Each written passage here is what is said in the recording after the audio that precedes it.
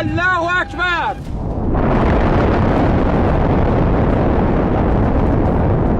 মধ্যপ্রাচ্যে প্রলয় ঘনিয়ে আসছে। মার্কিন প্রেসিডেন্ট ডোনাল্ড ট্রাম্পের চরম হুঁশিয়ারি, নির্ধারিত সময়ের মধ্যে হরমুজ প্রণালী খুলে না দিলে আজ রাতেই ধ্বংস হয়ে যেতে পারে পুরো ইরান সভ্যতা। আজ মঙ্গলবার 7 এপ্রিল ট্রুথ সোশ্যালে দেওয়া বার্তায় ট্রাম্প ওয়াশিংটন সময় রাত 8টা পর্যন্ত সময় বেঁধে দিয়েছেন।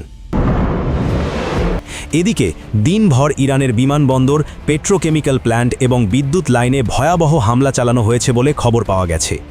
তেহরান সাফ জানিয়ে দিয়েছে তারা আর সংযত থাকবে না।